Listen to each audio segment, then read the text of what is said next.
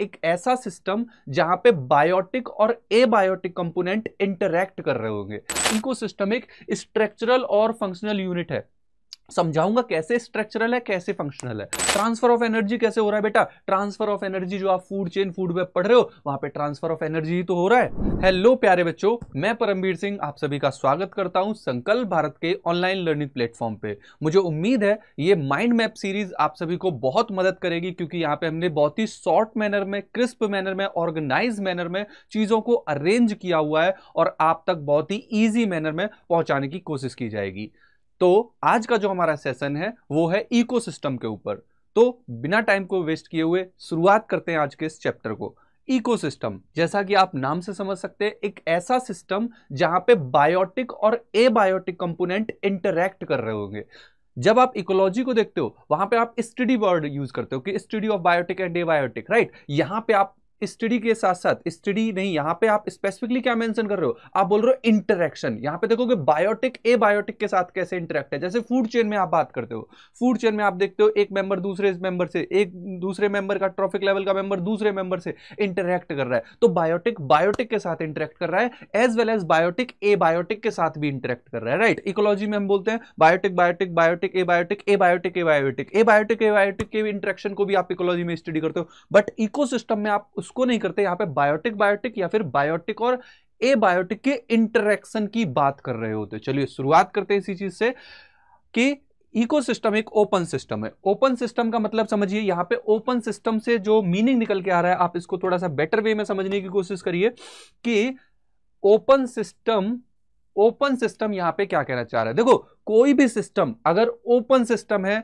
तो वो एक ऐसा सिस्टम है जहां पे मैटर और एनर्जी दोनों एक्सचेंज हो रही हो। यस, थर्मोडायनेमिक के पॉइंट ऑफ व्यू से जब आप बात करेंगे तो ओपन सिस्टम में मैटर और एनर्जी दोनों का एक्सचेंज होता है।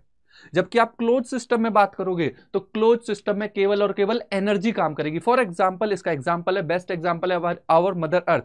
अर्थ में आप देखते हो सनलाइट आ रही है, एनर्जी आ रही है, मगर एटम ऐसा नहीं है कि वहां पे ऊपर से मेट्रॉइड भी ऑल द टाइम गिर रहे हो, मैटर एंटर कर रहा हो, नहीं, यहां पे सिर्फ और सिर्फ एनर्जी एंटर करती है। मगर किसी भी इकोसिस्टम की एक छोटी सी यूनिट को देखोगे, जो, हाँ, आप वर्ड अभी देखोगे कि ये एक स्ट्रक्चरल यूनिट है, तो जब आप इस इकोसिस्टम की बात कर रहे होगे तो यहां पे एनर्जी भी आएगी और यहां पे मैटर भी एंटर करेगा। और बेहतर तरीके से समझने की कोशिश करते हैं कि इकोसिस्टम एक स्ट्रक्चरल और फंक्शनल यूनिट है। समझाऊंगा कैसे स्ट्रक्चरल है कैसे फंक्शनल है। तो हम मेंशन करते हैं ये एक फंक्शनल यूनिट है, ये एक सेल्फ सस्टेनिंग सिस्टम है। कोई भी इकोसिस्टम होगा वो सेल्फ सस्टेनिंग होगा, पूरा का पूरा सिस्टम रन कर रहा होगा। हम अभी इकोसिस्टम की आत्मा बोले तो बहुत ही बेसिक इकोसिस्टम, पॉन्ड इकोसिस्टम की भी बात करेंगे, जहां पे आप समझेंगे ओवरऑल मैनर में कि कैसे इकोसिस्टम काम कर रहा है, इसके कौन कौन से कंपोनेंट है। और आगे समझिए कि यहां पे मैंने मेंशन किया कि बायोटिक बायोटिक और बायोटिक एबायोटिक फैक्टर इंटरैक्ट कर रहे होते हैं, यहां पे इंटरेक्शन चल रहा होता है, इसीलिए एक फंक्शनल यूनिट है, राइट? समझिए स्ट्रक्चरल यूनिट क्यों है। स्ट्रक्चरल यूनिट में यहां पे कुछ फैक्टर देखोगे कि क्या क्या देखोगे कि यहां पे इनपुट फैक्टर होंगे। इनपुट में कौन कौन से फैक्टर होंगे? For example productivity. यहां पे आप क्या देखोगे कि एक मेंबर होगा जिसको हम मेंशन करते हैं, क्या मेंशन करते हैं बेटा? हम उसको मेंशन करते हैं प्रोड्यूसर। हम उनको क्या मेंशन करते हैं? प्रोड्यूसर मेंशन करते हैं। यहां पे क्या होंगे बेटा? प्रोड्यूसर होंगे। प्रोड्यूसर क्या करेंगे? सनलाइट को, एनर्जी को इंट्रैप करके उसको कन्वर्ट कर रहे होंगे फूड में, और वो फूड फिर पूरी ट्रॉफिक लेवल में, प्रोड्यूसर की लेवल के बाद जितने भी कंज्यूमर होंगे उनमें ट्रांसफर होगा। तो इनपुट कौन करा रहा है? प्रोड्यूसर करा रहे हैं। तो यहां पे आप इनपुट देख रहे हो। ट्रांसफर ऑफ एनर्जी देखोगे, ट्रांसफर ऑफ एनर्जी कैसे हो रहा है बेटा? ट्रांसफर ऑफ एनर्जी जो आप फूड चेन फूड वेब पढ़ रहे हो वहां पे ट्रांसफर ऑफ एनर्जी तो हो रहा है, राइट? तो ट्रांसफर ऑफ एनर्जी होगा। फाइनली यहां पे आउटपुट भी होगा, output in the form of decomposer. Decomposer होंगे, सेप्रोफाइट होंगे, बैक्टीरिया होंगे, फंगस होंगे, वो क्या करेंगे? उसको एंड अप कर देंगे, राइट? तो आप क्या देख रहे हो कि वेल ऑर्गेनाइज सिस्टम है, एक स्ट्रक्चरल कंपोनेंट आपको यहां पे देखने को मिल रहा है कि इनपुट है, ट्रांसफर ऑफ एनर्जी है, एंड आउटपुट है। Are you getting my point? मुझे उम्मीद है आप ये चीज समझ पा रहे हैं, राइट? तो आप यहां पे क्या देखते हो बेटा कि यहां पे बायोटिक और बायोटिक इंटरेक्ट कर रहे हैं। फॉर एग्जांपल फूड चेन, यहां पे एबायोटिक और बायोटिक भी इंटरेक्ट कर रहे हैं। फॉर एग्जांपल टेम्परेचर का इफेक्ट किसी ऑर्गेनिज्म पे जब आप देख रहे हो तो आप क्या बोल रहे हो बेटा उसको? कि बायोटिक एबायोटिक का इंटरेक्शन हो रहा है, राइट? इसमें फंक्शन कैसे होता है? अगर आप इसके फंक्शन की बात करें तो यहां पे देखोगे प्रोडक्टिविटी इन्वॉल्व होगी, यहां पे डिकम्पोजिशन इन्वॉल्व होगा, यहां पे एनर्जी फ्लो इन्वॉल्व होगा, यहां पे बायोजियोकेमिकल साइकिल इन्वॉल्व होगी। Are you getting my point? ये इसके फंक्शनल कंपोनेंट है। ये क्या है? इसके फंक्शनल कंपोनेंट है। अगर आप इकोसिस्टम को on the basis of size observe करना चाहें कि साइज के बेसिस पे इकोसिस्टम कैसे हो सकते हैं, तो आप बोलोगे बेटा ये नैनो हो सकता है। नैनो मतलब नैनो गाड़ी वाला नहीं, नैनो मतलब बहुत छोटा ड्रॉप, जैसे वाटर ड्रॉप। ये माइक्रो हो सकता है, फॉर एग्जाम्पल पॉन्ड। आप ये इसको मैक्रो की कैटेगरी में रख सकते हो, फॉर एग्जांपल रिवर। और ये मेगा कंडीशन को भी फॉर एग्जांपल पूरा पूरा ओशियन भी रिप्रेजेंट कर सकता है। क्लियर है? तो on the basis of size आप इसको कैटेगराइज कर सकते हैं nano, micro, macro and mega की कैटेगरी में। Is it clear?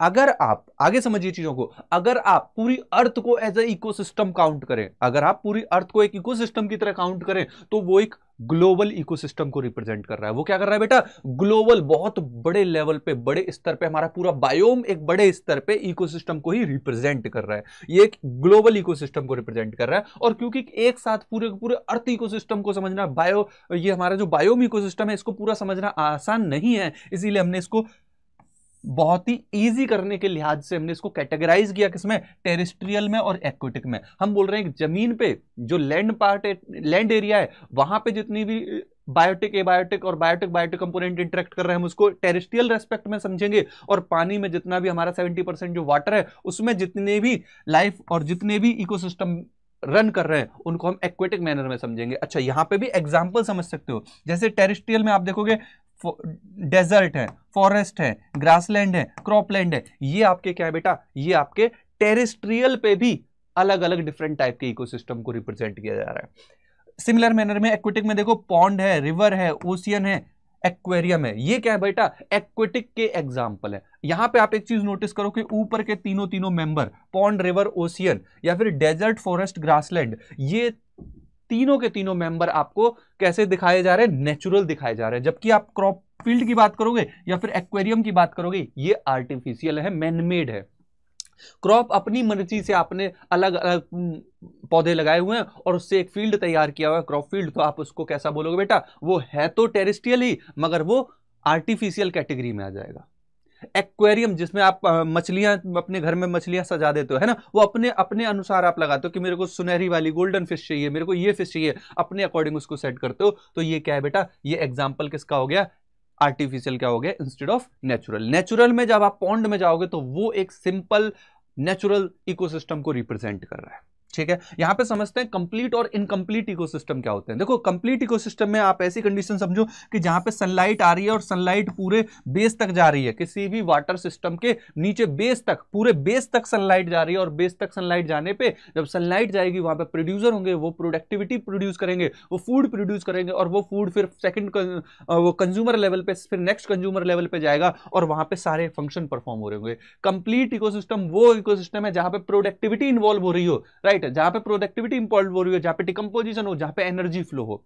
इनकम्प्लीट में देखो क्या है कि जब ऐसे बहुत समुंदर है, समुंदर के में ऊपर ऊपर तक तो लाइट जा रही है, बट नीचे लाइट ही नहीं जा रही। जब नीचे लाइट ही नहीं जा रही तो क्या यहाँ पे प्रोडक्टिविटी होगी? क्या यहाँ पे प्रोडक्टिविटी होगी? नहीं बेटा, यहाँ पे प्रोडक्टिविटी नहीं होगी। यहाँ पे फिर कैसे काम चल रहा है? यहाँ पे काम चल रहा है, ऊपर वाली जो मछलियां है वो नीचे आ रही है, उनको खा लेंगी नीचे वाली मछलियां, और वहां पे प्रोडक्टिविटी तो नहीं हो रही, मगर ऊपर से जो ऑर्गेनिक मैटर है वो नीचे की तरफ मूव कर रहा है। तो नीचे वाले पार्ट में जो आप कंडीशन देख रहे हो, ये एक इनकम्प्लीट इकोसिस्टम को दिखा रहा है। उम्मीद है मुझे समझ पा रहे होगे आप, राइट। तो आपने देखा कंप्लीट वर्सेस इनकम्प्लीट इकोसिस्टम के बारे में। आप दो वर्ड और यहां पे समझिए, स्ट्रैटिफिकेशन। स्ट्रैटिफिकेशन क्या होता है कि जब आप किसी भी इकोसिस्टम में ऑब्जर्व करेंगे चीजें, तो वर्टिकली अरेंज हो रखी होंगी। जैसे आप किसी फॉरेस्ट की बात करो तो सबसे ऊपर बड़े बड़े ट्री होंगे, वो ज्यादा से ज्यादा सनलाइट लेंगे, फिर उससे नीचे छोटे वाले ट्री होंगे, वो उससे कम सनलाइट लेंगे, फिर सबसे नीचे ग्रास होंगी, वो सबसे कम सनलाइट ले रही होंगी। तो आपने देखा वर्टिकली डिस्ट्रीब्यूटेड है। सिमिलर मैनर में आप पानी में, एक्वेटिक में भी देख सकते हो, ऊपर जो सबसे ऊपर होंगी एल्गी वगैरह होंगी, वो सबसे ज्यादा सनलाइट ले रही होंगी, उससे नीचे वाले जो प्लांट होंगे उससे कम ले रहे होंगे, उससे नीचे वाले प्लांट सबसे कम सनलाइट ले रहे होंगे। तो यहां पे भी बेटा आपको वर्टिकल डिस्ट्रीब्यूशन देखने को मिल रहा है, और इसी को हम स्ट्रैटिफिकेशन बोल रहे हैं, राइट। अगर आपको इकोसिस्टम समझना है, बहुत ही एकदम इकोसिस्टम की आत्मा समझनी है, आपको एकदम लाइव देखनी है चीजें, बहुत ही simple ecosystem, that is pond ecosystem. Pond ecosystem को इथॉस के सिस्टम में भी समझाते हैं कि भाई इसको अगर आप देखेंगे तो आप प्रॉपर तरीके से इकोसिस्टम को ऑब्जर्व कर पाएंगे। यहां पे प्रोड्यूसर होंगे, यहाँ पे बायोटिक फैक्टर होंगे, प्रोड्यूसर भी होंगे, और यहाँ पे एबायोटिक फैक्टर भी होंगे। प्रोड्यूसर में आप यहाँ पे हर्ब, प्लांट, प्लैंकटन, मतलब प्लांट्स वाली कैटेगरी को, वो मेंबर जो फोटोसिंथेसिस परफॉर्म कर सकते हैं वो देखोगे। कंज्यूमर में यहाँ पे इंसेक्ट्स होंगे, बैक्टीरिया होंगे, फंगस होंगे, फिक्सिस होंगी, ये आपके कंज्यूमर होंगे। और ये दोनों के दोनों आपको बेटा बायोटिक फैक्टर दिखाए जा रहे हैं। ये दोनों के दोनों क्या है बेटा, बायोटिक फैक्टर आपको दिखाए जा रहे हैं। वो फैक्टर जो आपके क्या है, बायोटिक फैक्टर है, और जो एक दूसरे से इंटरैक्ट भी कर रहे होंगे। यहाँ पे बायोटिक फैक्टर भी होंगे, जैसे यहाँ पे वाटर में जो सॉल्ट कंसेंट्रेशन है, यहाँ पे जो टेम्परेचर है, राइट, क्योंकि वो भी यहाँ की चीजों को रेगुलेट करेगा, वो भी यहाँ की चीजों को रेगुलेट कर रहा होगा। फाइनली नेक्स्ट पार्ट पे बढ़ते हैं, प्रोडक्टिविटी। बेटा इस पूरे चैप्टर में आप चीजें ऑब्जर्व करोगे, तीन मेजर इवन चीजें हैं, चौथा वाला आप कंसीडर करना, जिसको हम पिरामिड के रेस्पेक्ट में समझेंगे। पहला है प्रोडक्टिविटी, फिर हम समझेंगे डिकम्पोजिशन, फिर हम समझेंगे एनर्जी फ्लो, और फाइनली हम ये हमारे पिरामिड्स वाले कॉन्सेप्ट को भी समझेंगे। ठीक है, सबसे पहले समझते हैं मोस्ट इंपॉर्टेंट प्रोडक्टिविटी। बेटा इस टॉपिक से आपको रिपीटेडली क्वेश्चन देखने को मिले हुए हैं, 2-3 क्वेश्चन कहीं नहीं गए, हर बार इससे आते हैं, और कंसेप्ट बहुत ही बेसिक से हैं। आप इनको तैयार कर लो और आपके टॉपिक बेसिक से टॉपिक तैयार कर लो और आपके नंबर पक्के हो जाएंगे। यहां पे बहुत ज्यादा कंफ्यूजन नहीं क्रिएट होता है, यहां पे सीधी चीजें दी हुई है। समझिए प्राइमरी प्रोडक्शन क्या होता है। प्राइमरी प्रोडक्शन की बात करें, देखो यहाँ पे एक प्राइमरी प्रोडक्शन वर्ड है और एक प्राइमरी प्रोडक्टिविटी वर्ड है। आप यहाँ पे नोटिस करो कि आप प्राइमरी प्रोडक्शन पढ़ रहे हो और प्राइमरी प्रोडक्टिविटी पढ़ रहे हो, इन दोनों ही टर्म को समझो। देखो प्रोडक्शन में क्या आएगा बेटा, अमाउंट ऑफ बायोमास पर यूनिट एरिया। प्रोडक्शन की जब बात हो रही है तो कितना बायोमास प्रोड्यूस हो रहा है पर यूनिट एरिया। प्रोडक्टिविटी की बात करोगे तो पर यूनिट टाइम भी लगाओगे, राइट। जब आप इसकी यूनिट की बात करोगे तो unit in the term of energy भी आप शो कर सकते हो, इन टर्म ऑफ वेट भी शो कर सकते हो। एनर्जी की किलो कैलोरी पर मीटर स्क्वायर, कितने मीटर पर मीटर स्क्वायर पे कितनी किलो कैलोरी एनर्जी प्रोड्यूस हो रही है, या फिर कितना बायोमास प्रोड्यूस हो रहा है ग्राम पर metre square, right. Metre square में आप कितना ग्राम ऑफ फूड प्रोड्यूस कर पा रहे हो, राइट। तो आप एनर्जी और वेट दोनों के टर्म में यहां पे चीजों को मेंशन कर सकते हो। आगे बढ़ते हैं बेटा, प्राइमरी प्रोडक्टिविटी की जब बात करोगे तो यहां पे क्या बोला जा रहा है, अमाउंट ऑफ बायोमास पर unit area per unit time, right. तो जब आप इसकी यूनिट बनाओगे तो यूनिट में पर ईयर भी शो करोगे, राइट। आप इस चीज को समझो कि एट एनी टाइम बात किया जा रहा है, कि किसी भी समय, जैसे मार्च की बात कर ली या जून की बात कर ली, राइट। तो ये आप बोलोगे प्रोडक्शन की एट एनी टाइम। आप यहां पे देख भी पा रहे होगे कि यहां पे क्या लिखा हुआ है, एट एनी टाइम। किसी भी गिवन टाइम पे आप बात करो तो वो प्रोडक्शन की बात कर रहे हो। बट जब आप एक पर यूनिट टाइम की बात करोगे, मान लो जैसे पर ईयर बात करोगे, पर ईयर जो ट्रॉपिकल फॉरेस्ट है उनकी जो प्रोडक्टिविटी है वो अलग है, और जो टेम्परेट वाली कंडीशन है उनकी प्रोडक्टिविटी अलग है। पर ईयर जब बात कर रहे हो तो आप प्रोडक्टिविटी की बात कर रहे हो। आप बोलो कि मार्च में जो ट्रॉपिकल फॉरेस्ट है और जून में जो टेम्परेट फॉरेस्ट है इनकी प्रोडक्टिविटी अलग है। आप एट एनी टाइम बात कर रहे हो, ये प्रोडक्शन हो जाएगा कि इस समय इनका प्रोडक्शन कितना है, इनका प्रोडक्शन कितना है। बट जब प्रोडक्टिविटी की बात करोगे तो बेटा पर यूनिट टाइम आएगा। इतना क्लियर है। यूनिट भी उस हिसाब से ग्राम पर मीटर स्क्वायर पर ईयर की बात करी जा रही है यहाँ पे। Is it clear? Very good. चलिए बढ़ते हैं अगले पार्ट पे, और अगला पार्ट समझिए टाइप के रेस्पेक्ट में कि बेटा प्रोडक्टिविटी जो होती है ना, यहां पे दो तरीके से दिखाई गई है, ग्रॉस प्राइमरी प्रोडक्टिविटी और net primary productivity. Gross primary productivity में समझो कि टोटल बायोमास जो प्रोड्यूस हो रहा है in per unit area per unit time, total. For example ऐसे समझो कि एक प्लांट है जिसका स्टार्टिंग में वेट कितना था, 300 किलो, राइट। और उसने प्रोडक्शन फोटोसिंथेसिस की और 100 केजी और बढ़ा लिया, कितना हो गया टोटल 400 किलो, राइट। तो जो टोटल उसका 400 किलो हुआ, ये क्या है बेटा, ग्रॉस। मतलब ग्रॉस क्या है, जो 300 से 400 में 100 केजी जो उसने इंक्रीज किया वो ग्रॉस है। मगर बेटा ऐसा भी होता है कि जब प्लांट बड़ा हो रहा है या वो विद टाइम अपने साइज को बड़ा कर रहा है, उस समय वो एक प्रोसेस और परफॉर्म करता है, that is called respiration. Respiration में भी एनर्जी जा रही होती है। रेस्पायरेशन में बेटा एनर्जी जा रही होती है, क्योंकि रेस्पायरेशन में एनर्जी जा रही है, एनर्जी खर्च हो रही है। तो जो उसने प्रोडक्टिविटी प्रोड्यूस की थी 100 केजी जो उसने एक्स्ट्रा प्रोड्यूस किया था, उसमें कुछ अमाउंट उसका रेस्पायरेशन में भी जाएगा। तो जो रेस्पायरेशन में जाएगा उसको हटा के जब आप प्रोडक्टिविटी की बात करोगे वो क्या हो जाएगा, नेट प्राइमरी प्रोडक्टिविटी। मुझे लगता है इस बात को तो बच्चा समझता है। देखो यहां पे समझ भी लो इस चीज को। देखो कि मान लो ये 300 किलो का प्लांट था, इसमें इसने 100 केजी क्या हुआ, 100 केजी इसने फोटोसिंथेसिस की, 100 केजी मास बढ़ाया, मगर इसका नेट जो बढ़ा वो कितना बढ़ा, 80 किलो।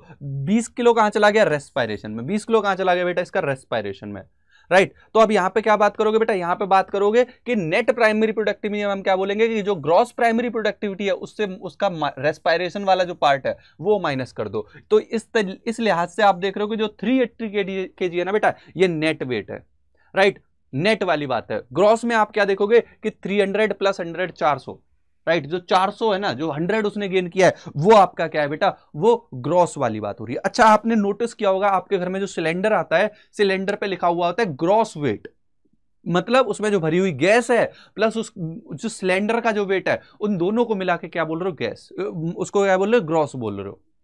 बट जब आप बात करोगे कि उसमें भरी हुई गैस कितनी है, तो अब उसमें लिखा होगा 16 किलो 17 किलो, वो क्या है, नेट है, उसमें भरी हुई गैस है। तो वही वाला कंसेप्ट है। क्लियर है। जब भी आप प्राइमरी प्रोडक्टिविटी की बात कर रहे हो तो प्राइमरी प्रोडक्टिविटी प्रोड्यूसर के थ्रू होती है, तो आप इसीलिए बोलते हो कि प्राइमरी प्रोडक्टिविटी जो है वो भाई प्लांट सम शो करते हैं, और सेकेंडरी प्रोडक्टिविटी जो होगी वो क्या हो जाएगी फिर हर्बीवोर के थ्रू, कि हर्बीवोर ने कितना प्लांट खा लिया, कितने किलो प्लांट खा लिया, वो क्या होगा, सेकेंडरी प्रोडक्टिविटी। बट हमेशा याद रखना कि यहां पे सेकेंडरी प्रोडक्टिविटी में आप कंसेप्ट नेट प्राइमरी प्रोडक्टिविटी और ग्रॉस प्राइमरी प्रोडक्टिविटी का नहीं यूज करोगे। सेकेंडरी प्रोडक्टिविटी में आप क्या बोल रहे हो बेटा, amount of biomass increase by primary consumer. Primary consumer जो थे ना, कंज्यूमर जिन्होंने पौधे खाए, उन्होंने कितना अपना वेट बढ़ा लिया, इसको आप क्या बोल रहे हो कि amount of biomass increase is called secondary productivity. Is it clear. अब हम बात करते हैं वो फैक्टर जो अफेक्ट कर रहे हैं प्राइमरी प्रोडक्टिविटी को, कि फैक्टर अफेक्टिंग प्राइमरी प्रोडक्टिविटी, वो फैक्टर जो प्राइमरी प्रोडक्टिविटी को अफेक्ट कर रहे हैं। यहां पे समझो टाइप ऑफ हैबिटेट आपको देखने को मिलेगा, यहां पे टाइप ऑफ प्लांट देखने को मिलेंगे, यहां पे आपको एबायोटिक फैक्टर देखने को मिलेंगे, मतलब किस तरीके का हैबिटेट है। आप ट्रॉपिकल फॉरेस्ट की बात कर रहे हो, टेम्परेट की बात कर रहे हो, या फिर ग्रासलैंड की बात कर रहे हो यार, या फिर आप डेजर्ट की बात कर रहे हो, समझ रहे हो ना यार, कि आप किस लेवल पे बात कर रहे हो, आप किस टाइप के हैबिटेट की बात कर रहे हो, तो ये तो इफेक्ट करेगा ही। अगर डेजर्ट है तो वहां पे प्रोडक्टिविटी कम होगी, जो ट्रॉपिकल वाली कंडीशन है वहां पे ज्यादा होगी। तो ऑब्वियस सी बात है, ये बात तो तय हो गई कि हैबिटेट बहुत मैटर करेगा। टाइप ऑफ प्लांट में बेटा आप बोलोगे कि ग्रासेस हैं तो वो अपने अलग लेवल पे प्रोडक्टिविटी शो कर रही होंगी, अगर कोई ट्री है वो अलग लेवल पे शो कर रहा होगा, अगर कोई क्रॉप फील्ड प्लांट है वो अलग लेवल पे शो कर रहा होगा, राइट। तो यहां पे भी कंडीशन आप रेस्पिरेशन में प्लांट में पढ़ोगे, प्लांट्स में जब आप टॉपिक पढ़ रहे हो फोटोसिंथेसिस, वहां पे देखो C3 प्लांट C4 प्लांट, तो C3 प्लांट की प्रोडक्टिविटी कब ज्यादा होती है, जब लो टेम्परेचर होगा। C4 प्लांट में आप टेम्परेचर का कोई फर्क नहीं शो करते, तो वहां पे फैक्टर आ जाएंगे कि प्लांट, ऑब्वियस सी बात है C4 प्लांट अलग होते हैं, C3 प्लांट अलग होते हैं, तो यहां पे बात आ जाएगी कि टाइप ऑफ प्लांट कौन सा इन्वॉल्व है, राइट। एबायोटिक फैक्टर, ये तो समझ ही रहे हो कि भाई एबायोटिक फैक्टर जैसे डेजर्ट वाली कंडीशन है वहां पे प्रोडक्टिविटी कम, नॉर्मल वाली कंडीशन है जहां पे ट्रॉपिकल वाली कंडीशन है वहां पे प्रोडक्टिविटी ज्यादा। तो ये आपने बात की फैक्टर अफेक्टिंग प्राइमरी प्रोडक्टिविटी। आगे बढ़ते हैं और समझते हैं कि प्राइमरी प्रोडक्टिविटी जो टेरेस्ट्रियल में है या फिर जो प्राइमरी प्रोडक्टिविटी एक्वेटिक में है, उनमें अंतर क्या है। क्लियर है। आप अगर नोटिस करें धरती के, हमारे मदर अर्थ के मैक्सिमम एरिया को, तो यहाँ पे 70% आपको वाटर मिलेगा और अराउंड 30% में आपको टेरेस्ट्रियल कंडीशन मिलेगी। मगर यहाँ पे एक चौंकाने वाली बात सामने आती है कि वाटर में जो प्रोडक्टिविटी है वो 55 बिलियन है, बट जो टेरेस्ट्रियल में जो प्रोडक्टिविटी है वो बेटा कितनी है, सिर्फ नहीं, बहुत ज्यादा है, 115 है बेटा। 30% पार्ट कैरी करने के बाद वो 115 बिलियन टन आपको प्रोडक्टिविटी दे रहा है। टोटल प्रोडक्टिविटी 170 बिलियन है, और जो टेरेस्ट्रियल वाला सिस्टम है वो 115 बिलियन आपको क्या दे रहा है, प्रोडक्टिविटी दे रहा है। तो ये तो मतलब एरिया कम है इनका, मगर प्रोडक्टिविटी इनकी बहुत ज्यादा है। समझ रहे हो इस बात को, राइट। तो यही चीज यहां पे शो की जा रही है। इसके कई सारे फैक्टर है। इसका कारण क्या है कि भाई देखो, नो डाउट पानी का जो हमारा वाटर है, जो एक्वेटिक सिस्टम है वो बहुत ज्यादा है, मगर वहां पे प्रोड्यूसर का नंबर नहीं है ना ज्यादा। प्रोड्यूसर तो हमारे टेरेस्ट्रियल पे ज्यादा है, डिफरेंट टाइप के प्लांट यहाँ ज्यादा है। यहाँ पे लाइट मिलती है, मैक्सिमम उसको प्रोडक्टिविटी में मैक्सिमम उसको फूड में कन्वर्ट कर देते हैं, तो प्रोडक्टिविटी तो हमारी टेरेस्ट्रियल कंडीशन में ज्यादा है। इसलिए जो टेरेस्ट्रियल कंडीशन है वो मोर प्रोडक्टिव है, वो ज्यादा फूड प्रोड्यूस कर रहे हैं in comparison to aquatic condition, right. जब आप टेरेस्ट्रियल प्रोडक्टिविटी की बात करते हो तो टेरेस्ट्रियल प्रोडक्टिविटी पे भी यहां बेटा एक चीज समझो कि जो ट्रॉपिकल वाले हैं, जो ट्रॉपिकल कंडीशन है वहां पे सबसे ज्यादा प्रोडक्टिविटी है, फिर उसके बाद टेम्परेट में है, फिर उसके बाद ग्रासलैंड में है, और फिर डेजर्ट में है। ये आप ऑर्डर देख रहे हो प्रोडक्टिविटी का टेरेस्ट्रियल के केस में। एक्वेटिक में जाओगे तो सबसे ज्यादा कोरल्स में आपको प्रोडक्टिविटी मिलेगी, फिर एस्चुरीज में मिलेगी। यहां पे एक चीज नोटिस करो कि टेम्परेट जो ओशियन है उनमें प्रोडक्टिविटी ज्यादा है, और ट्रॉपिकल ओशियन में जो प्रोडक्टिविटी कम है। ट्रॉपिकल ओशियन का मतलब जहां पे धूप बहुत ज्यादा है, टेम्परेट वाले जहां पे कंपेरेटिवली धूप कम है, जहां पे कंपैरेटिवली धूप कम है, फिर भी जहां धूप ज्यादा है वहां पे प्रोडक्टिविटी कम है। रीजन बिहाइंड कि जब बहुत ज्यादा सनलाइट पड़ रही है, जो मिनरल है वो नीचे की तरफ बैठ जाते हैं। वहां पे मिनरल्स की साइकिलिंग ज्यादा नहीं हो पाती। जबकि आप टेम्परेट में बात करोगे तो यहाँ पे नीचे नीचे पानी क्या होगा, ऊपर ऊपर पानी जम जाएगा, नीचे नीचे पानी क्या होगा, जमेगा नहीं। और फिर जब वो कंडीशन नॉर्मल होगी तो नीचे के मिनरल ऊपर आ जाएंगे, तो मिनरल्स प्रॉपरली मिक्स हो पाते हैं। इस वजह से जो टेम्परेट ओशियन है उनकी प्रोडक्टिविटी कंपैरेटिवली बेटा ज्यादा आपको देखने को मिल रही है। आर्टिफिशियल प्रोडक्टिविटी में बात करोगे, आर्टिफिशियल प्रोडक्टिविटी में आपको मैक्सिमम शुगर केन फील्ड में आपको प्रोडक्टिविटी देखने को मिलेगी, राइट। तो ये हमने रिलेट भी की चीजें कि एक दूसरे से ये चीजें कैसे रिलेट है। अच्छा, प्रोडक्टिविटी के रेस्पेक्ट में यहाँ पे कुछ मैंने पॉइंट्स और मेंशन किए, इनको जरा देखो कि नेट प्राइमरी प्रोडक्टिविटी कभी भी ग्रॉस प्राइमरी प्रोडक्टिविटी से ज्यादा नहीं हो सकती। इस बात को हमेशा याद रखना, और इस पे क्वेश्चन बन के आ सकते हैं, राइट। जब आप नेट प्राइमरी प्रोडक्टिविटी की बात कर रहे हो तो वो आपको ग्रॉस प्राइमरी प्रोडक्टिविटी के बराबर भी नहीं मिलेगा।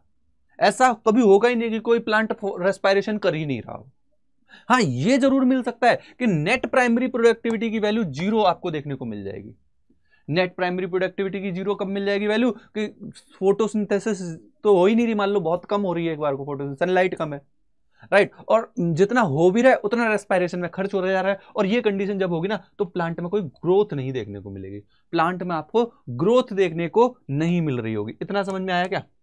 इतनी चीजें समझ में आई, आगे बढ़ते हैं। चलिए अब आप देखिए नेक्स्ट डिकम्पोजिशन पार्ट को। ये हमने जो अभी तक डिस्कशन किया, ये प्रोडक्टिविटी के टर्म में हमने डिस्कशन किया। यहां से हमने जितना भी डिस्कशन किया ना बेटा, ये प्रोडक्टिविटी के रेस्पेक्ट में हमने डिस्कशन किया है। आगे बढ़ते हैं और समझते हैं डिकम्पोजिशन को। डिकम्पोजिशन की अगर आप बात करेंगे तो बोलेंगे कि breakdown of complex organic component या फिर breakdown of complex organic substance into simple one that is available for plant for growth, जो प्लांट के लिए अवेलेबल हो जाए बाद में, है ना। तो इसको आप डिकम्पोजिशन मेंशन करोगे। यहां पे एक वर्ड यूज करते हैं डेट्राइटस और एक होते हैं डेट्राइटिवोरस। डेट्राइटस क्या है कि डेड ऑर्गेनिक मैटर, या फिर जो ह्यूमंस है उनके डेड पार्ट, जैसे प्लांट है उनके डेड पार्ट, या फिर एक्सक्रीटा, या फिर जो डेड कंपोनेंट है ना बेटा, जो ऑर्गेनिक नेचर शो कर रहा है, उसको आप क्या बोल रहे हो बेटा?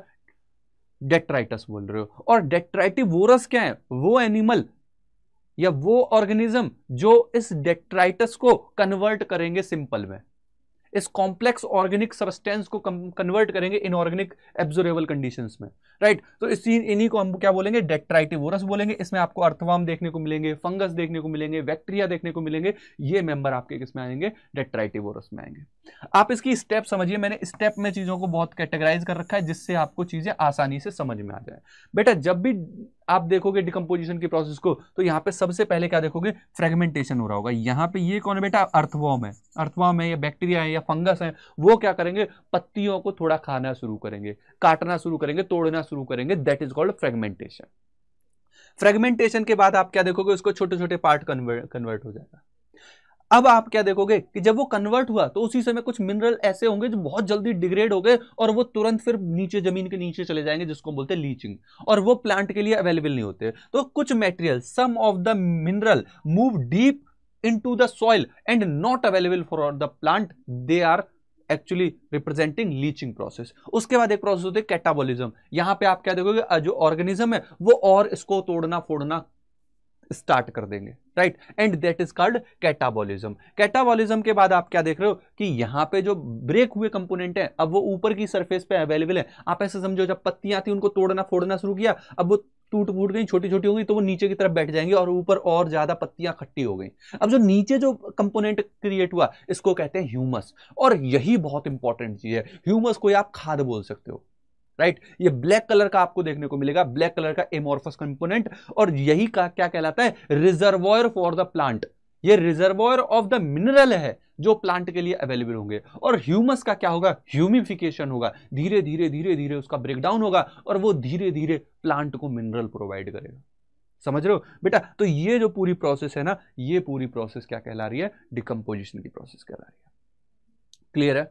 ठीक है, इतना समझ में आया? तो ये आपने देखे डिकम्पोजिशन के स्टेप की कैसे कैसे कंप्लीट काम हो रहा है। सबसे पहले फ्रेगमेंटेशन देखा आपने, फिर कैटाबॉलिज्म आप देखोगे, फिर लीचिंग देखोगे, कैटाबॉलिज्म से फिर क्या होगा? ह्यूमस बनेगा, ह्यूमिफिकेशन होगा, और फिर क्या होगा? फाइनली मिनरलाइजेशन होगा। मिनरलाइजेशन में आप बोल रहे हो कि वो मिनरल प्लांट यूटिलाइज करेंगे, ठीक है, जो कि अवेलेबल है प्लांट के लिए। तो फाइनली आप मिनरलाइजेशन की बात करो तो यहां से हमारा स्टार्ट होता है second part, that is decomposition. अब हमने डिकम्पोजिशन की बात की, बढ़ते हैं आगे नेक्स्ट पार्ट पे। अब आप देखिए कि कौन कौन से फैक्टर है जो डिकम्पोजिशन को अफेक्ट कर रहे हैं। आप यहां पे देखोगे टेम्परेचर है, ऑक्सीजन है, ह्यूमिडिटी है, और फाइनली आपको कुछ केमिकल की भी बात देखने को मिलेगी। जब आप टेम्परेचर की बात कर रहे हो तो बोलते हो जब लो टेम्परेचर होगा वहां पे आप क्या देखोगे, डिकम्पोजिशन धीरे हो रहा होगा। फॉर एग्जाम्पल आपने देखा होगा कि जो बर्फ वाले एरिया हैं, जहां जहां पे बहुत ज्यादा ठंड होती है, वहां पे पूरी की पूरी बॉडी, सजी की सजी ह्यूमन बॉडी निकलती है ना, मम्मीज वगैरह जैसे जमे हुए एनिमल, जमे हुए ह्यूमंस निकलते हैं।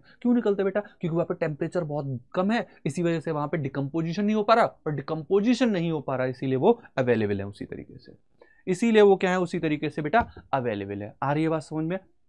आगे समझिए, ऑक्सीजन जब प्रेजेंट होगी तो वहां पे एरोबिक कंडीशन होगी, और एरोबिक कंडीशन में जो एरोबिक बैक्टीरिया है वो ज्यादा एक्शन लेंगे, इसीलिए यहां पे डिकम्पोजिशन फास्टर होगा।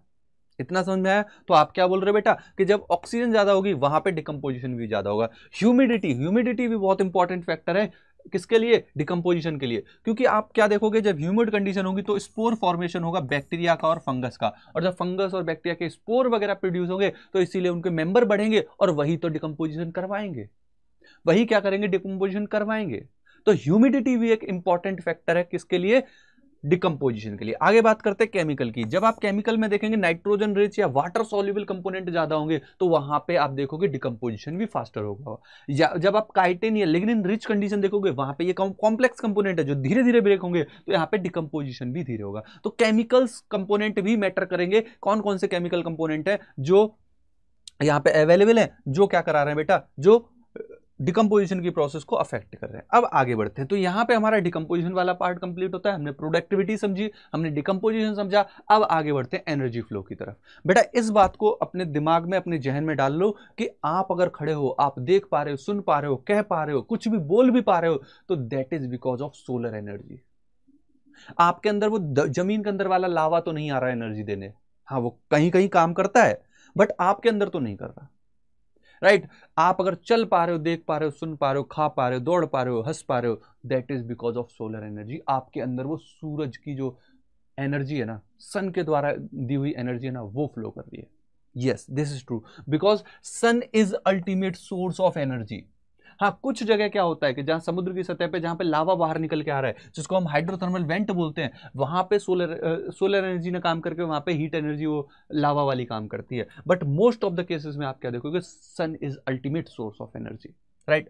जो टोटल सनलाइट है उसमें आप देखोगे फोटो एक्टिव जो एक्टिवली रेडिएशन है वो एक प्रॉपर जोन की है, वो 2 to 10% वो पार वैल्यू कहलाती है, पार रीजन की लाइट कहलाती है, जो हमारे लिए अवेलेबल होती है। और प्रोड्यूसर जो होते हैं, प्रोड्यूसर इसी लाइट को एब्जॉर्ब करके, इसके कुछ पार्ट को एब्जॉर्ब करके क्या करते हैं, फूड प्रोडक्शन करते हैं, राइट? तो प्रोड्यूसर में अगर आप देखोगे तो प्रोड्यूसर की कैटेगरी में आपको दो तरीके से आप इसको समझ सकते हो कि एक्वेटिक प्रोड्यूसर अलग है और टेरेस्ट्रियल प्रोड्यूसर अलग है। एक्वेटिक वो है जो पानी में प्रोड्यूसर की तरह काम कर रहे हैं, और टेरेस्ट्रियल वो है जो जमीन पे कौन है भाई, herb shrub tree, green plant, right?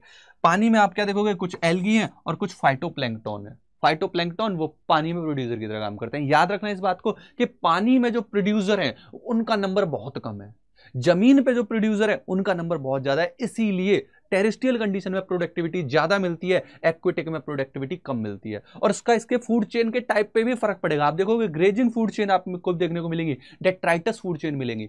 जो डेट्राइटस फूड चेन होंगी वो जमीन पे ज्यादा काम कर रही होंगी, क्योंकि जमीन पे प्रोडक्टिविटी बहुत ज्यादा है, काफी सारा खाना बच जाता है, तो जो डेड कंपोनेंट है वो डेट्राइटिवोरस वहां से स्टार्ट हो जाएगी चेन। इसको और बेहतर तरीके से लिंक करूंगा आगे आने वाले पार्ट में, राइट? तो आप देख रहे हो यहाँ पे प्रोड्यूसर, आप एक्वेटिक सिस्टम में आपने देखे एल्गी और फाइटोप्लैंक्टन, टेरेस्ट्रियल में आपने देखे हर्ब शर्ब ट्री, राइट? आगे समझिए कि जो एनर्जी फ्लो है उसको first and second law of thermodynamics भी फॉलो करता है कि एनर्जी का फ्लो, बेटा एनर्जी की अगर हम बात करें तो energy neither create nor destroy, हम बचपन से समझते आ रहे हैं। हाँ, वो एक फॉर्म से दूसरे फॉर्म में ट्रांसफर हो सकती है, कन्वर्ट हो सकती है। Is it clear? Second law की बात करें तो सेकंड लॉ बोलता है कि उतनी जितना आप एनर्जी देते जाओगे उतनी ज्यादा सिस्टम की रैंडमनेस बढ़ती जाएगी। तो ये दोनों के दोनों ही लॉ आप देखते हो कि एनर्जी फ्लो में इन्वॉल्व हो रहे हैं। जब भी आप एनर्जी फ्लो की बात करो तो यहां पे आप बोलोगे कि फूड चेन इन्वॉल्व होगी, फूड वेव इन्वॉल्व होगी और ट्रॉफिक लेवल इन्वॉल्व होगी। एक एक करके समझ लेते हैं। फूड चेन क्या है बेटा? इंटरलिंक ट्रॉफिक लेवल के first trophic level, second trophic level, third trophic level. जब ट्रॉफिक लेवल इंटरेक्ट है ना बेटा, तो आप इसको फूड चेन बोल रहे हो। कि एक अलग फूड चेन है, एक अलग फूड चेन है, एक ग्रेजिंग फूड चेन है, एक डेट्राइटस फूड चेन है ना। यहां पे आप क्या देख रहे हो कि ट्रॉफिक लेवल इंटरलिंक है। जब आप फूड वेब की बात करें तो वहां पे फूड चेन ही, कई सारी फूड चेन ही एक दूसरे से इन्वॉल्व हो रखी है। यहां पे इंटरलिंक फूड चेन मिलेंगी। फूड चेन में आप क्या देखोगे, इंटरलिंक ट्रॉफिक लेवल देखने को मिल रही है। ट्रॉफिक लेवल की अगर बात करें तो ये फंक्शनल रोल है किसी भी ऑर्गेनिज्म का। ट्रॉफिक लेवल पे आप ऑर्गेनिज्म नहीं शो कर रहे होते, उस लेवल पे इन्वॉल्व सारे के सारे जो ऑर्गेनिज्म है उन सब की बात कर रहे होते हो। तो ये क्या बोलोगे आप, functional role of any organism in term of nutrition. उस पर्टिकुलर लेवल पे जो उसका काम है, राइट, और उस तरीके के जितने भी मेंबर हैं वो सारे के सारे उस लेवल पे शो होंगे, that is trophic level, right. इसको हम क्या बोल रहे हैं, ट्रॉफिक लेवल बोल रहे हैं। अब आगे की बातों को समझो कि जो फूड चेन है ना बेटा, वो दो टाइप की है, एक ग्रेजिंग फूड चेन है और एक डेट्राइटस फूड चेन है। ग्रेजिंग फूड चेन आप देखते हो कि स्टार्ट किससे हो रही है, प्रोड्यूसर से, और डेट्राइटस नाम से ही समझ में आ रहा है कि ये डेड से स्टार्ट होगी। ग्रेजिंग फूड चेन आपको मोर कहां पे मिलेगी, वाटर में। मतलब कि यहां पे क्यों मिल रही है, अब इसी कंसेप्ट को ध्यान से समझो कि ग्रेजिंग फूड चेन आपको ज्यादा कहां पे मिल रही है, पानी में। क्यों, क्योंकि वहां पे प्रोड्यूसर कम है। जितना भी वो प्रोड्यूस कर रहे हैं, जो हर्बीवोर है पूरा का पूरा खा जा रहे हैं। वहां पे डेड जो बचा हुआ कंपोनेंट है, प्रोड्यूसर का डेड पार्ट बच ही नहीं रहा। जब बचेगा ही नहीं तब तो, जब बचेगा तब तो डेट्राइटस स्टार्ट होगी, वहां पे बच ही नहीं रहा। हर्बीवोर को सारे के सारे हर्बीवोर उनको पूरे को चट कर जाते हैं, राइट। फिर उनको ऊपर वाली लेवल पे सब चट कर जाते हैं। यहां पे डेड जो बचा हुआ कंपोनेंट है वो बचता ही नहीं है ज्यादा। हाँ, जमीन पे देखो, जमीन पे खूब सारे पत्ते हैं। पत्ते आप जितने, एक खरगोश कितने घास को खा सकता है, मैक्सिमम को तो पूरी को पूरी तो नहीं खा जाएगा। एक छोटा सा पार्ट खा पाता है उसका, 10% 20% खा पाता है, 40% 50% खा जाएगा, मगर फिर भी 50% तो प्लांट बच जाएंगे, वो डेड होंगे। डेड होने के पास उनको डेट्राइटिवोरस खत्म करेंगे, तो इसीलिए आप क्या बोलते हैं, डेट्राइटस लैंड पे ज्यादा होगी। ग्रेजिंग फूड चेन पानी में ज्यादा मिलेगी। समझ रहे हो ना इस कंसेप्ट को, बहुत ही प्यारा सा कंसेप्ट है। आप यहां पे एक चीज और देखो कि एनर्जी का फ्लो हम मेंशन करते हैं कि ये यूनिडायरेक्शनल है। आप यहां पे मेंशन करते हो कि 10% एनर्जी का फ्लो होता है। Lindeman law of energy flow भी मेंशन करते हैं कि एक ट्रॉफिक लेवल से दूसरी ट्रॉफिक लेवल पे जाने पे 10% ही एनर्जी फ्लो होती है। कितनी, 10% एनर्जी फ्लो होती है। टोटल बायोमास जो फर्स्ट ट्रॉफिक लेवल पे आपको देखने को मिलेगा, that is called standing crop. ये भी समझ लो, स्टैंडिंग क्रॉप क्या होती है कि फर्स्ट ट्रॉफिक लेवल पे जितना बायोमास अवेलेबल है, दैट इज बेटा स्टैंडिंग क्रॉप।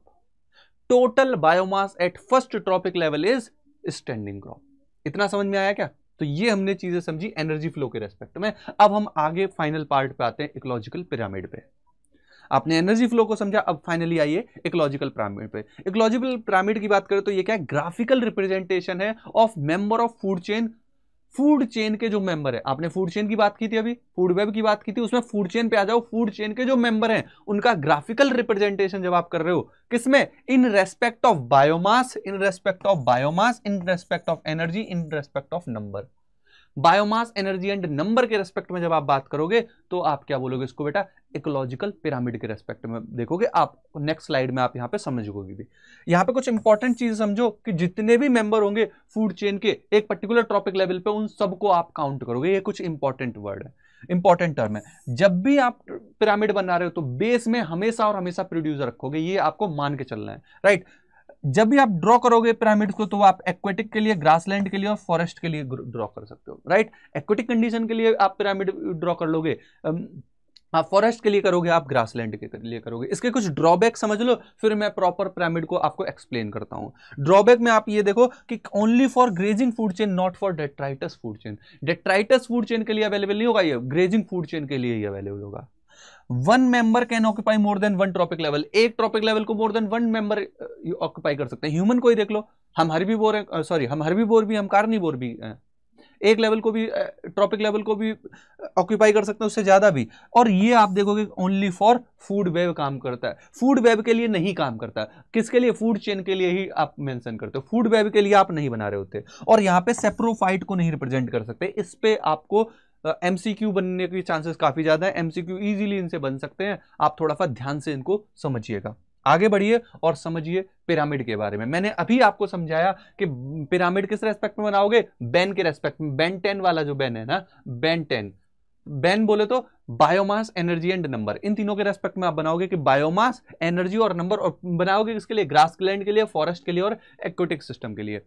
जब भी आप पिरामिड ऑफ एनर्जी की बात करो, आप जब भी पिरामिड ऑफ एनर्जी की बात करोगे, एनर्जी का पिरामिड जब भी देखोगे, आप उन सब कंडीशन में अपराइट कंडीशन देखोगे। पिरामिड ऑफ एनर्जी में आप जब भी बात करोगे तो एनर्जी का फ्लो बेटा यूनिडायरेक्शनल होता है, और क्योंकि यूनिडायरेक्शनल होता है तो हमेशा वो अपराइट मिलेगा। अपराइट मतलब प्रोड्यूसर सबसे ज्यादा, फिर उससे कम कंज्यूमर, और फिर सबसे कम टॉप कंज्यूमर, राइट। तो ये कंडीशन आपको क्या मिलेगी, एनर्जी के केस में मिलेगी अपराइट वाली। इन तीनों में ही अपराइट है, तो BEN में ई को आप इजीली क्या कर सकते हो, कैंसिल आउट कर सकते हो। इस पे क्वेश्चन बनेंगे नहीं, ज्यादा बनेंगे बेटा किस पे, बायोमास पे क्वेश्चन ज्यादा बनेंगे और नंबर पे बहुत ज्यादा क्वेश्चन बनेंगे। समझ रहे हो इस चीज को, कि बायोमास पे क्वेश्चन ज्यादा बन रहे होंगे और पिरामिड ऑफ नंबर पे बन रहे होंगे। इनमें भी आपको की वाले समझने हैं कि एक्वेटिक वाली कंडीशन में इन्वर्ट कंडीशन मिलती है और यहां पे नंबर वाले में इन्वर्ट कंडीशन मिलती है, मगर किस केस में कैसे, ये समझो। देखो बेटा, ग्रासलैंड में जब भी बात करोगे, ग्रासलैंड इकोसिस्टम में आप बात करोगे, चाहे बायोमास, एनर्जी और नंबर तीनों की बात करोगे ना, तीनों का अपराइट कंडीशन मिलेगी। आप एक एक करके इनको समझना शुरू करो। ग्रासलैंड मतलब जहां पे खूब सारी ग्रासेस हैं, तो यहां पे आप जब बायोमास की बात करोगे तो ग्रास सबसे ज्यादा होंगी, फिर उससे कम ग्रास होपर होंगे और उससे कम फ्रॉग होंगे। तो इनके बायोमास की बात करो, सबसे ज्यादा बायोमास किसका होगा, ग्रास का, फिर ग्रास होपर का उससे ज्यादा होगा, फ्रॉग क्योंकि नंबर भी कम होंगे तो उनका बायोमास भी कम होगा। एनर्जी सबसे पहले ग्रास से ग्रास होपर में जाएगी, ग्रास होपर से फ्रॉग में जाएगी। नंबर मैंने बताया, ग्रास का नंबर सबसे ज्यादा होगा, फिर ग्रास होपर का होगा, फिर फ्रॉग का होगा। तो ग्रासलैंड के केस में बेटा हमेशा अपराइट कंडीशन मिलेगी, ये बात आप समझ लो। मेन गेम आएगा कहां पे, फॉरेस्ट में और एक्विटिक में। और फॉरेस्ट में आप नंबर पे आ जाओ, फॉरेस्ट में तो आप नंबर, क्योंकि इसका एग्जांपल ध्यान रखोगे इजीली चीजें समझ जाओगे। फॉरेस्ट के केस में आप ऐसे याद रखो कि एक पेड़ पे चिड़िया, और चिड़िया के ऊपर जो आप इंसेक्ट देखोगे, जो ये चिड़िया को खाने वाले जो हॉक हैं, उनका नंबर देखोगे तो आपको यहां पे डिक्लाइनिंग कंडीशन मिलेगी। क्या देखोगे कि सबसे कम पेड़ होंगे, एक पेड़ होगा, है ना, उस पर चिड़िया कितनी होंगी, कम से कम 1000 चिड़िया होंगी। उस 1000 चिड़िया को मारने के लिए, उनको झपट्टा मारने के लिए उन पे जो हॉक होंगे ना, वो बहुत कम होंगे, वो कभी कभी एक आध आएगा। तो यहां पे आप क्या देख रहे हो बेटा, इन्वर्टेड कंडीशन देख रहे हो, कि सबसे कम, फिर उससे ज्यादा, फिर सबसे ज्यादा। समझ रहे हो ना बात को। तो आपको इसको कंडीशन को क्या बोल रहा है, इन्वर्ट कंडीशन। आपको pyramid of number in case of forest आपको इन्वर्ट मिलेगा।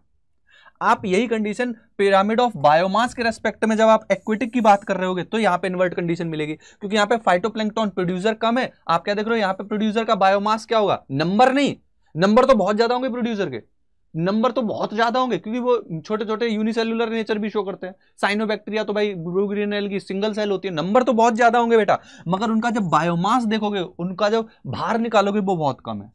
उनसे ज्यादा जू प्लैंक्टन का और फिश का सबसे ज्यादा होगा। तो बेटा जब भी आप बायोमास की बात कर रहे हो, बायोमास की बात कर रहे हो इन केस ऑफ एक्वेटिक, ये आपको क्या मिल रहा है, इन्वर्ट मिल रहा है।